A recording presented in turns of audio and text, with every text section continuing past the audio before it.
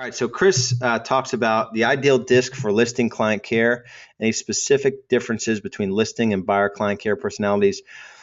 Now, Chris, what I've found is that um, any any support persons, when these are the three structures. So let's kind of go to here. So these are the three structures: principal agent, team leader, and corporate model. So this client care person right here could end up being running your operations. They can end up being a seller's client care or a buyer client care.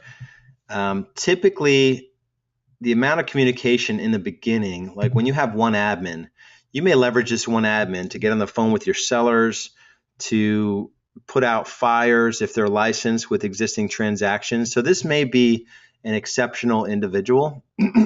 When you're looking more at the corporate model, there's not as much. Like, we expect our agents to get on the phone with sellers and deal with the weekly calls, and when shit hits the fan, they're going to be getting on the phone with sellers. So it's the same basic personality type. So the only variable is how much. If you really believe the disc and they test it accurately, and their work experience sort of backs up what they've been able to do in their career professionally, it's a SC personality type that fits well in admin positions.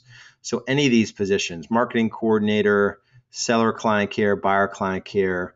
Over here, you have the same thing if you're doing the three different models, and same here. The only difference here is that this person may be able to get on the phone with other agents and keep deals running while you're out selling, new clients, or building the team, recruiting, training, those sorts of things.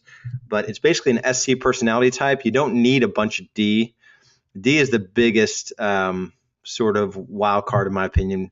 The more D's you have on your team, to me, it's the more headaches. There's really, in my mind, there's only room for one D on a team. And as you get out of it, obviously, as you get out of being there day to day, you may be able to afford more D's on your team. And then the only other thing is the I, their ability to influence. And that's I is a little bit of, that's their chattiness, their ability to get on the phone and engage, be engaging with people. But you don't want too much of that, because really you just have to, they're taskmasters.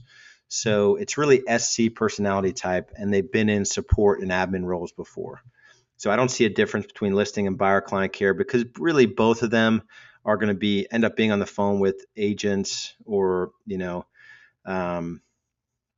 their buyers or sellers or whatnot. So they have to have a little bit of that ability, the customer service ability, but that's really about it.